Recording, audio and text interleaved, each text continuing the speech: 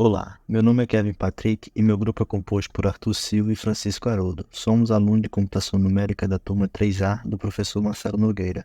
Iremos apresentar o experimento que o objetivo é modelar o movimento de lançamento oblíquo utilizando o método dos mínimos quadrados a partir de medições ruidosas. A partir do modelo obtido, será possível prever se o objeto atingirá um alvo específico no final de sua trajetória.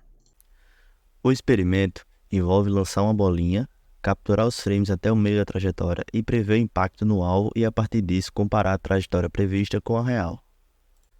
O objeto sai da mão do arremessador e, para alcançar o objetivo, usamos uma bolinha sendo arremessada para simular o gráfico de uma parábola e, a partir disso, usar um software como um Python para determinar as coordenadas em pixels do objeto em diferentes momentos. Com os frames e os segundos coletados, convertemos o y e também colocamos o x referente, a distância do ponto x aleatório ao ponto final. Nessa parte do experimento, capturamos 5 imagens de lançamento oblíquo em diferentes momentos. Essas imagens foram analisadas para determinar a posição da bolinha em pixels ao longo do tempo. A seguir, temos as imagens com os respectivos tempos em que foram capturadas. Cada uma dessas imagens nos fornece dados cruciais sobre a posição da bolinha, tanto na direção horizontal quanto na direção vertical, o y. Esses dados serão utilizados para ajustar as funções matemáticas que descrevem o movimento da bolinha, permitindo prever sua trajetória.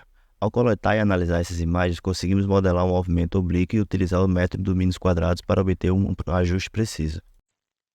Olá, eu me chamo Arthur e vou apresentar o código Python que criamos para o relatório de lançamento oblíquo com MMQ.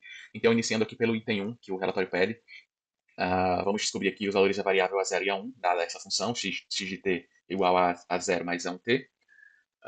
Então, aqui abaixo nós declaramos os valores coletados, né? Então, a altura da imagem aqui, a função de inverter os valores de y. Declaramos aqui também o tempo inicial. Declaramos aqui todos os valores de tempo que nós coletamos ao longo do movimento. E subtraímos aqui o tempo real para o primeiro passar a ser zero. E printamos aqui, declaramos também o tempo final aqui abaixo. E guardamos aqui nas variáveis também os valores de x e de y coletados, invertendo aqui os valores do y. E printamos esses valores também. E aqui abaixo também guardamos o x e o y do alvo, que vai ser o x e o y, onde os dois objetos vão se encontrar ao final do movimento. E guardo aqui também o número de pontos. Aqui abaixo, eu declaro o algoritmo do ajuste linear, implemento ele, e esse algoritmo vai ser utilizado para encontrar cada termo A das funções, que vamos ver.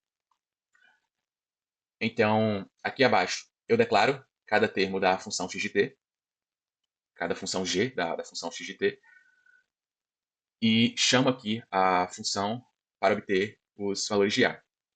Printo os valores aqui embaixo e declaro a função x de t aqui embaixo para nós utilizarmos ela. Aqui abaixo, passando os valores do tempo utilizando a função x de t encontrada, com os coeficientes encontrados, eu encontro os valores do gráfico. E ploto o gráfico aqui abaixo. Aqui estão os valores printados e o gráfico plotado com os dados obtidos. Então temos aqui o tempo final que encontramos, os valores de x e de y coletados e os valores dos coeficientes A da função x de t. No gráfico aqui nós temos em azul o gráfico no caso, os pontos coletados, a linha que passa pelos pontos coletados, e em vermelho pontilhado nós temos aqui a trajetória corrigida, no caso a linha que melhor se adaptaria a esses pontos. No ponto 2 do relatório, nós temos que encontrar os coeficientes A0, A1 e A2 dessa função aqui y de t. Então aqui abaixo eu faço algo parecido com o primeiro caso, declaro aqui as funções g que estão dentro da função t aqui, sendo multiplicadas pelos coeficientes, chamo a função que vai nos dar os valores de a, e printo aqui também esses valores e declaro a função y de t para a gente usar ela posteriormente. Aqui eu faço a plotagem do gráfico dos pontos coletados e dos pontos com a curva ajustada. Então, nós temos aqui esses valores, os coeficientes achados, para os coeficientes A0, A1 e A2 de YT, e temos aqui em azul claro o desenho aqui, o gráfico dos pontos coletados, e em vermelho esse gráfico ajustado com o segmento de parábola que melhor passa por esses pontos, que mais se aproxima de todos os pontos. No ponto 3 aqui do relatório,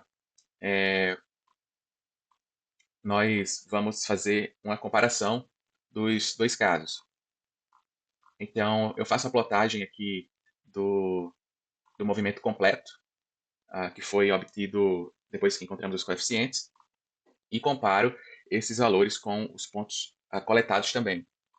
Então, aqui embaixo, eu ploto o primeiro frame e faço a plotagem dos gráficos aqui, que vai exibir a trajetória em azul ajustada, em vermelho atrás dela os pontos coletados, foram até a metade do caminho, e em verde o ponto final ajustado. No caso, o ponto onde a bola lançada vai finalizar seu movimento e tocar na que está parada. Aqui abaixo, para termos de comparação, eu ponho também o ponto final coletado pela gente durante o experimento. E para o ponto 4 aqui do relatório, eu encontro o valor de t, passando o valor final da posição x que nós coletamos, encontro o valor de t, printo esse valor e, após achar esse t, eu acho também o valor de y. Printo aqui essas informações e faço a plotagem aqui dos dados aqui abaixo para comparação. Então temos aqui o tempo final, segundo o modelo, sendo 0,52 segundo, o y final sendo 327,8 e o ponto final coletado por nós foi esse daqui, 970x e 297y. O ponto final atingido segundo o modelo, quando o x é igual a 970, foi x igual a 970, y igual a 327,79 e mais umas casas. Então aqui nós temos a comparação desses dois pontos que nós chegamos.